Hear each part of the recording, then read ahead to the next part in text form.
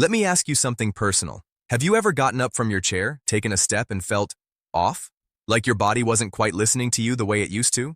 Maybe you've noticed that you drift slightly when you walk, or that you have to grab the counter when you turn around too fast. Or maybe someone in your family said something to you recently, something like, "Be careful," you almost walked into that, and it scared you a little. Here's what most people don't realize. That unsteadiness, that wobble, that drift, that subtle feeling that the ground isn't quite where you expect it to be, is not just normal aging. It is not just getting older, and it is absolutely not something you simply have to accept and live with for the rest of your life. Because here's the truth that most doctors won't take the time to explain to you. There is a very specific hidden process happening inside your body, a process that begins silently, decades before you notice any symptom. And by the time you feel that wobble in your step, this process has already been quietly stealing something from you.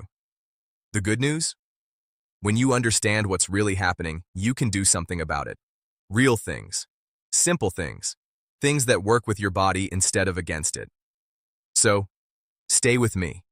Because what you're about to learn changes everything. Most people, and many doctors, will tell you that walking problems after 70 are simply a matter of weak legs. They'll say, "Your muscles have gotten smaller," or "Your joints are worn down," or maybe the classic line, "This is just what happens when you age." And yes, muscles do change with age. Joints do experience wear. Those things are real. But here's what they're missing. The problem with walking straight after 70 is almost never just about your legs. Your legs are getting the blame for something that begins far above them, something that begins in your brain, your inner ear, your spinal cord, and even, believe it or not, in the bottoms of your feet. You see, walking in a straight line is one of the most complex things the human body does. It requires a constant, lightning-fast conversation between at least 4 different systems in your body, all happening at the same time, without you even thinking about it. When one of those systems starts to fail, your walk changes. When 2 of them start to fail, you begin to feel wobbly. And when 3 or more are struggling at the same time, which is very common after 70 die, your body can no longer compensate. And that's when the symptoms really begin to show. So let's talk about what those systems are, and more importantly, let's talk about the hidden reasons they start to break down. Here's something most people have never heard of, and I want you to remember this word: proprioception. Say it slowly: proprioception. It sounds complicated, but the idea is simple. Proprioception is your body's ability to know where it is in space, without looking. Right now, if you close your eyes, you still know that your feet are on the floor. You know your arms are at your sides. You know which way is up. How do you know that? You can't see it. You're not consciously thinking about it, but your body knows. That's proprioception. It's your internal GPS system, and it runs constantly, every second of every day, whether you're awake or asleep. Now here's where it gets important. Your proprioception system depends on millions of tiny sensors, called mechanoreceptors, that are embedded throughout your body, in your joints, in your tendons, in the soles of your feet, in your spine, and they send constant signals up to your brain, saying, "Here's where your left foot is. Here's how much your right ankle is tilting. Here's the angle of your knee."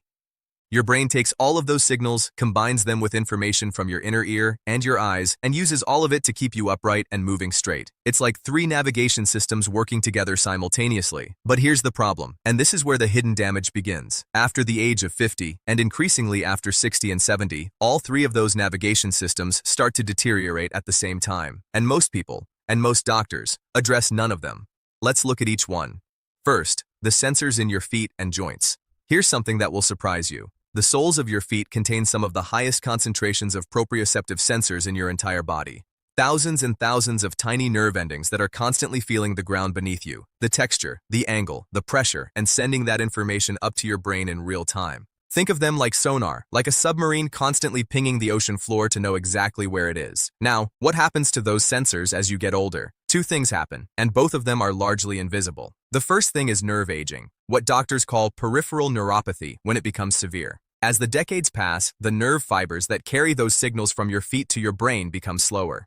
The insulation around those nerves, a substance called myelin, becomes thinner and less efficient. The signals still get sent, but they arrive late. And in the world of balance, late information is almost the same as no information. Imagine your car's GPS suddenly started giving you directions 3 seconds after you needed them. You'd keep missing your turn. That's exactly what happens with your balance system. The second thing that happens is something almost no one talks about. The skin on the bottom of your feet changes texture as you age. It becomes thicker, drier, and less sensitive. The fat pads underneath your heels and the balls of your feet pads that act as natural shock absorbers and as pressure sensors, start to thin out. And when those pads thin out, your foot literally loses some of its ability to feel the ground accurately. This is not dramatic. You won't wake up one morning and suddenly feel numb. It happens so gradually that most people never notice it. But your brain notices, and over time, your brain starts receiving a blurry, incomplete picture of where your feet are and what the ground feels like beneath them. And when the picture gets blurry, your brain gets anxious, and that anxiety shows up in your walk. Now let's talk about the second system, your inner ear. Inside each of your ears, buried deep in your skull, there are tiny fluid-filled canals, called the vestibular system. This system is your body's gyroscope. It detects movement, acceleration, and the pull of gravity. It tells your brain, in real time, whether you're tilting left or right, whether you're speeding up or slowing down, whether you're upright or leaning. In a young person, this system is extraordinary. It can detect the tiniest head movement and send a correction signal to the muscles of the body within milliseconds. But here's what happens with age. The tiny hair cells inside those fluid-filled canals, hair cells that are responsible for detecting movement, begin to die off, slowly, gradually, but consistently. After the age of 60, most people have lost a meaningful number of those hair cells. By 70, the loss can be significant enough to affect everyday balance. And unlike most other cells in your body, these hair cells do not regenerate. Once they're gone, they're gone. There's more. The fluid inside those canals can also change its viscosity, its thickness, with age. The crystals of calcium carbonate that help the system detect gravity, tiny particles called otoliths, can become dislodged or degraded over time. This is actually one of the causes of a condition called benign paroxysmal positional vertigo, or BPPV, which is extremely common in older adults. And here's the thing. You might never know your inner ear is declining. You might not feel dizzy. You might not feel vertigo. You might just feel slightly off, slightly uncertain, like the world takes a fraction of a second longer to steady itself when you stand up or turn around. That fraction of a second matters more than you know. Now the third system, and this one might be the biggest surprise of all, your vision. Most people know that eyesight changes with age, but what most people don't realize is how much their eyes contribute to their ability to walk straight. Here's how it works. Your brain is constantly cross-checking information. It takes the signals from your feet. It takes the signals from your inner ear. And then it checks those signals against what your eyes are seeing. If all three systems agree, ground feels flat, inner ear says I'm upright, eyes confirm I'm moving straight, your brain relaxes and your walk is confident and smooth. But if even one of those systems sends a different signal, your brain gets confused. And the more confused your brain gets, the more cautious your walking becomes. And cautious walking looks like shuffling. It looks like shorter steps.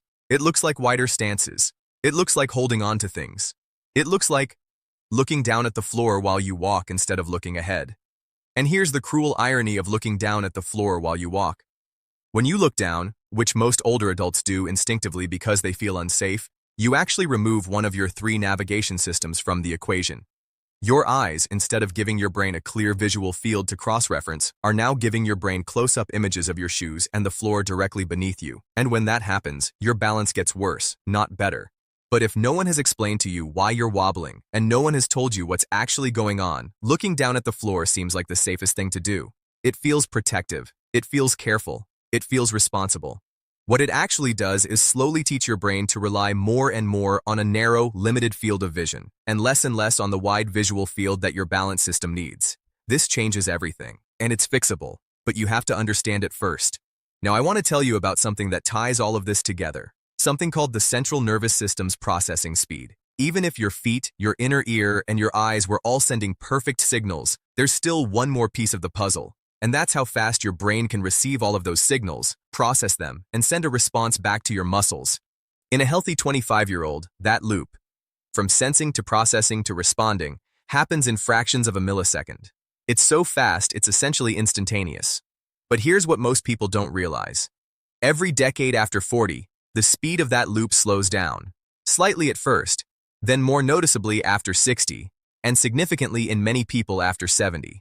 This slowing happens because of changes in the white matter of the brain, the wiring that connects different regions. It happens because of reduced blood flow to the brain's balance centers. It happens because of chronic inflammation, a concept we'll come back to in a moment. And it happens because of reduced production of certain neurotransmitters, particularly dopamine, which plays a surprisingly important role in movement and coordination. The result is that by the time you're in your 70s, the time it takes your brain to detect a balance problem and respond to it has slowed down enough that small stumbles become bigger stumbles. Small trips become falls. And falls, as we all know, can be catastrophic for older adults.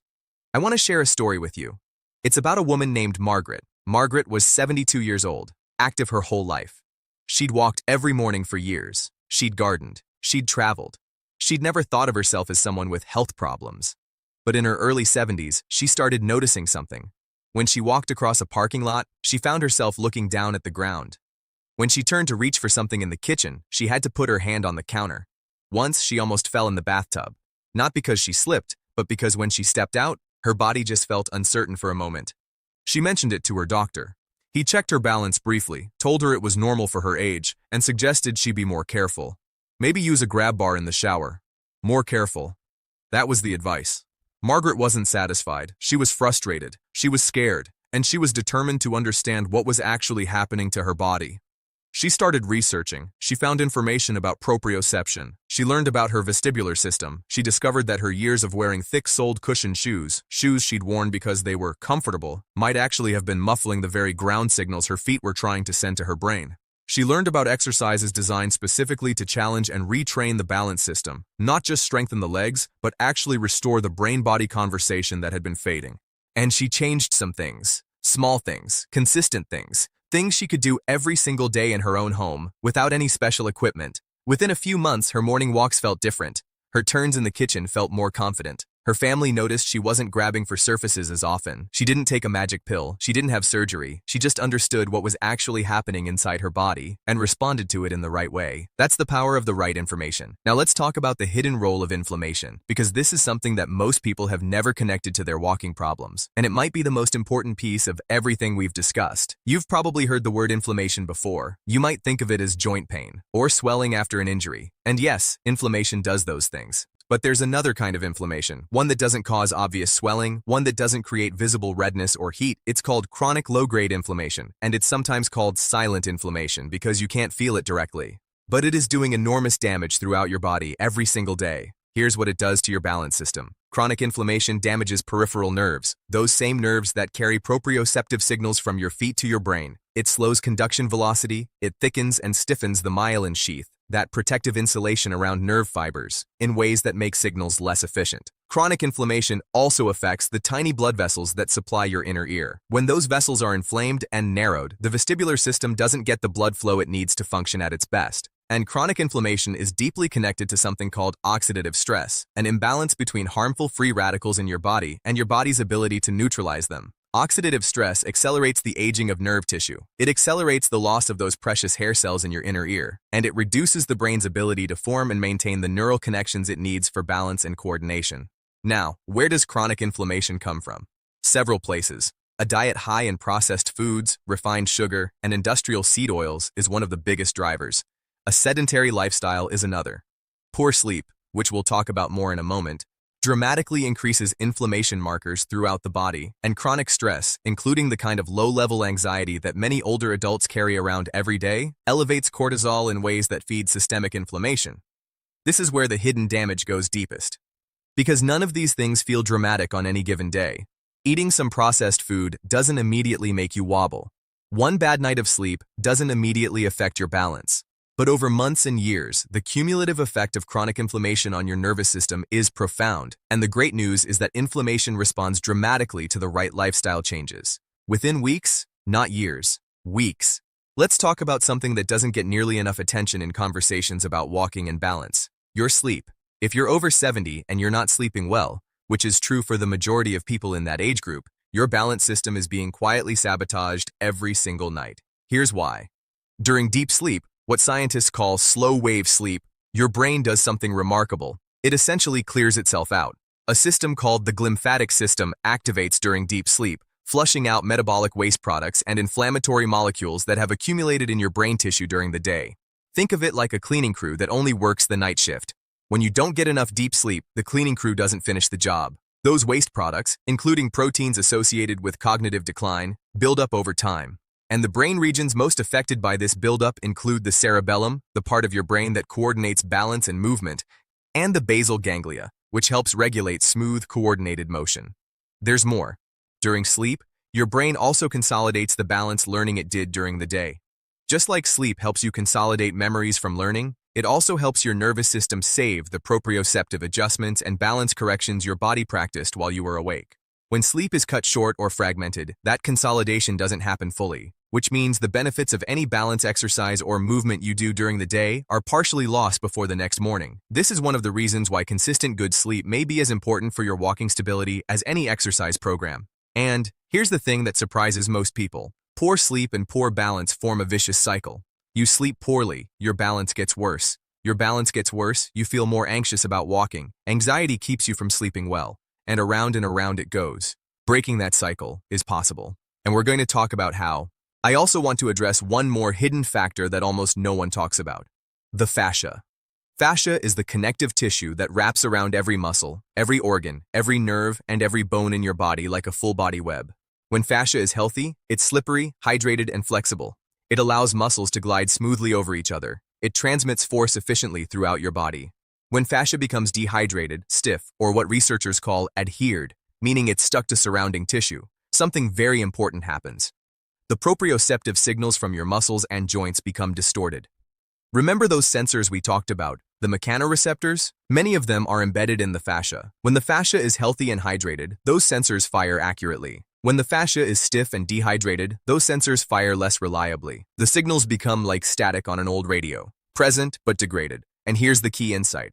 Fascia becomes stiff and dehydrated primarily through two things: prolonged sitting and chronic dehydration, both of which are extremely common in adults over 70. The average older adult in many Western countries sits for more than 10 hours per day, and older adults are also at high risk of chronic mild dehydration, not because they're not drinking, but because the thirst mechanism becomes less sensitive with age. By the time you feel thirsty after 70, you're often already meaningfully dehydrated, and when your fascia is stiff and dehydrated, your proprioceptive system gets noisier, your balance signals become less precise, and your walk becomes less certain.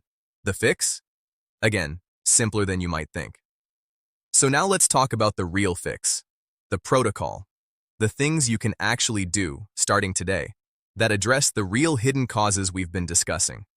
And before we get into specifics, I want you to notice something. Every hidden cause we've talked about, the degrading proprioceptive sensors, the declining vestibular system, the slower brain processing, the chronic inflammation, the poor sleep, the stiff fascia, every single one of them responds to lifestyle, to movement, to food choices, to simple daily practices. You don't need surgery for this. You don't need expensive equipment. You don't need to overhaul your entire life overnight. What you need is the right information, which you now have. Let's start with the most powerful thing you can do for your proprioceptive system. Barefoot time on varied surfaces. This might sound simple. It is. But the science behind it is serious. When you walk barefoot, especially on slightly uneven surfaces like grass, gravel, carpet, or even just different types of flooring, you flood your proprioceptive sensors with rich, varied information. You activate thousands of mechanoreceptors in the soles of your feet that spend most of their time muffled inside modern cushioned shoes. You don't need to walk a mile barefoot. Even 10 to 15 minutes a day, walking slowly and mindfully on varied surfaces begins to reawaken the ground-sensing system in your feet. Many people notice a difference within the first week. If you have any concerns about foot sensitivity or diabetic neuropathy, always check with your doctor first. But for most older adults, supervised barefoot walking on safe surfaces is not only acceptable, it's actively beneficial. Next, the single most evidence-supported exercise category for improving balance in older adults. Balance-specific training. Not just leg strengthening, balance training. And the distinction matters. Here are 4 exercises that specifically target the balance pathways we've discussed. Do them daily. They take less than 10 minutes. The first one is single leg standing. Stand near a counter or sturdy chair for safety.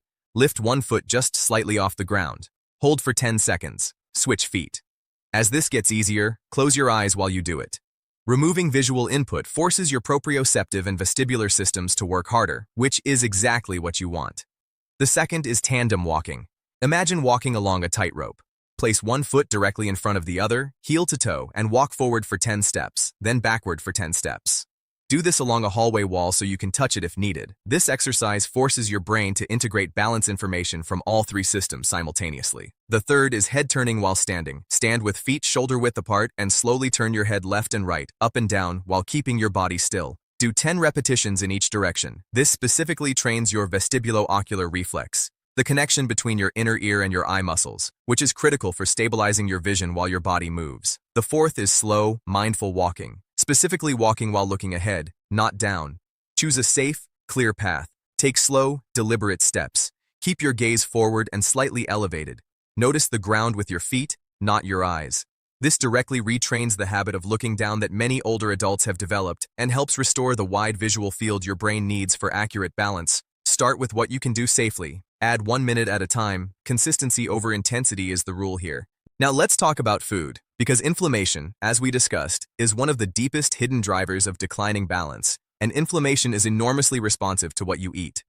The most powerful anti-inflammatory foods you can add to your daily diet are not exotic or expensive. They are ordinary foods that have been shown consistently to reduce the markers of chronic inflammation in the body. Fatty fish, salmon, mackerel, sardines are rich in omega-3 fatty acids, which are among the most potent natural anti-inflammatory compounds known. 2 or 3 servings per week make a meaningful difference. Berries, blueberries, strawberries, raspberries are packed with compounds called anthocyanins and flavonoids that specifically protect nerve tissue from oxidative damage. They're also among the best foods for brain health, which matters enormously for your balance processing speed. Extra virgin olive oil contains a natural compound called oleocanthal that has been shown to have anti-inflammatory effects comparable to low doses of ibuprofen, without the side effects. Leafy greens, spinach, kale, arugula provide magnesium, folate, and antioxidants that support nerve function and reduce inflammation throughout the body. And turmeric, the golden spice used in curry, contains curcumin, which has been extensively studied for its ability to reduce inflammatory markers. Even a small amount of turmeric added to food daily, especially when combined with a pinch of black pepper to increase absorption, can have measurable effects. On the other side, the foods that most aggressively drive the chronic inflammation that harms your balance system are processed foods, refined sugars, white bread and pasta, packaged snacks, and all owing to a greater extent than most people realize. Cooking oils high in omega-6 fatty acids like vegetable oil, corn oil, and soybean oil.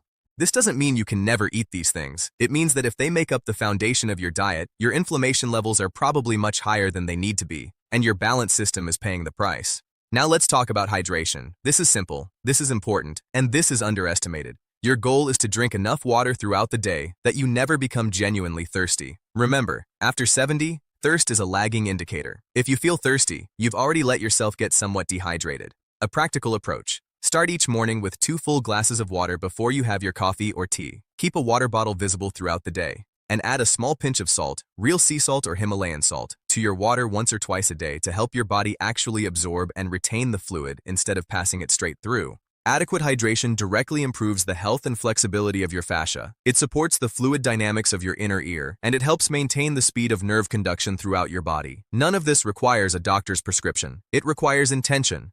Sleep. Here are 3 simple changes that can meaningfully improve your sleep quality and through that, improve your balance within a matter of weeks. The first is consistent sleep timing. Go to bed and wake up at the same time every day, even on weekends, even if you feel like you didn't sleep well. This is the single most powerful thing most people can do to improve sleep quality because it anchors your circadian rhythm and allows your body to spend more time in the deep, restorative sleep stages where the glymphatic system does its cleaning. The second is darkness and temperature. Your bedroom should be as dark as possible. Blackout curtains if you can manage it, and cooler than you might expect. The ideal sleep temperature for most people is between 65 and 68 degrees Fahrenheit. A cooler body core temperature is one of the strongest triggers for deep sleep. The third is reducing blue light exposure in the 2 hours before bed. Phones, tablets, and televisions all emit blue spectrum light that suppresses melatonin production and delays sleep onset. Even dimming the lights in your home in the evening makes a difference. If sleep problems are severe, if you're waking multiple times per night, if you snore heavily, if you feel exhausted despite time in bed, please mention this to your doctor. Sleep apnea in particular is extremely common in older adults, is dramatically underdiagnosed, and has devastating effects on brain health and balance function. Let me also mention something practical about footwear, because the shoes you wear matter more than you might think. Highly cushioned shoes, the kind that feel wonderfully soft and comfortable, actually muffle proprioceptive input. The thick foam absorbs ground feedback before it can reach your feet's sensory receptors. This feels good in the short term, but over years it reduces the richness of the ground signals your brain receives, contributing to the very balance problems we've been discussing. This doesn't mean you need to suffer in uncomfortable shoes. It means choosing shoes that are flat or close to flat, with minimal heel elevation, and that have a thinner, more flexible sole that allows more ground feel. Many shoe brands now make minimalist or barefoot-inspired options specifically designed for older adults. Also, and this is critical, make sure your shoes fit properly. Shoes that are even slightly too big or too loose allow your foot to slide and shift inside the shoe, sending chaotic and inaccurate proprioceptive signals to your brain. Your feet and shoes need to work together as a single, stable sensing unit. Now let's talk about one more thing, and this is perhaps the most overlooked aspect of balance recovery in older adults: the power of the eyes. Remember how we talked about looking down at the floor becoming a habit that actually worsens balance? The fix is a practice called gaze stabilization. Gaze stabilization is simple. Every day, practice fixing your eyes on a point on the wall at eye level. Then slowly turn your head left and right, 10 times each direction, while keeping your eyes locked on that point. The point should stay clear and stable in your vision even as your head moves. This directly exercises the vestibulo-ocular reflex, the automatic system that coordinates your eye movements with your head movements to stabilize your visual field. When this reflex is strong, the world stays steady when you move your head. When it's weak, as it often is in older adults with vestibular decline, the world seems to swim slightly when you move, which creates balance confusion and anxiety. Practicing this for just 5 minutes a day has been shown to meaningfully improve this reflex in older adults. And when the world stops swimming every time you turn your head, walking becomes much more confident. Let's talk about the timeline, because if you start making these changes, what can you realistically expect, and when? In the first week, most people notice two things. Their feet feel more awake, and they feel slightly more aware of their body in space. This is the beginning of proprioceptive reawakening. Don't underestimate it. That heightened body awareness is your nervous system starting to rebuild. In the first 2 to 4 weeks, if you're doing the balance exercises consistently and improving your sleep, most people begin to notice that small moments of uncertainty, the micro wobble when you turn too fast, the hesitation when you step off a curb, start to happen a little less often. The moments of recovery are faster. By 6 to 8 weeks, many people notice a meaningful shift in their overall walking confidence. The habit of looking down starts to lessen. The grip on counters and furniture loosens. Family members sometimes notice before the person does.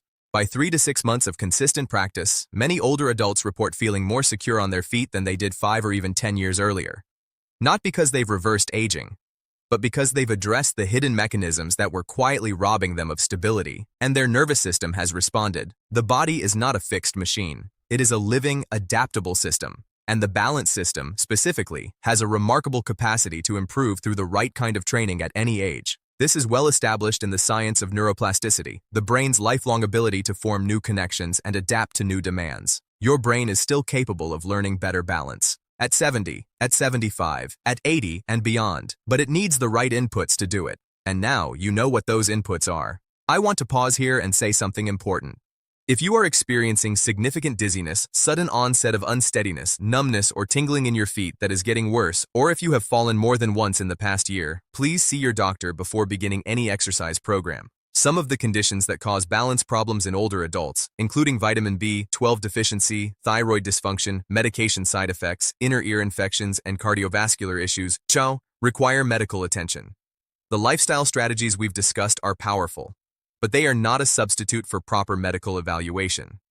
Many medications commonly prescribed to older adults also have balance-disrupting side effects. Blood pressure medications, sleep aids, antihistamines, anxiety medications, and some diabetes medications can all affect your stability. If you've noticed that your balance problems began or worsened around the time you started a new medication, bring that up with your doctor. There are often alternatives, and if you've been dismissed, if your doctor has told you your balance problems are just aging without a thorough evaluation, it is always appropriate to ask for a referral to a physical therapist who specializes in vestibular rehabilitation or to a neurologist for a more detailed evaluation. You deserve more than be careful. There is one more thing I want to leave you with, something that ties everything together. Your body is not failing you. Your body is doing the best it can with the information and conditions it's being given. When your proprioceptive sensors are muffled, your body compensates.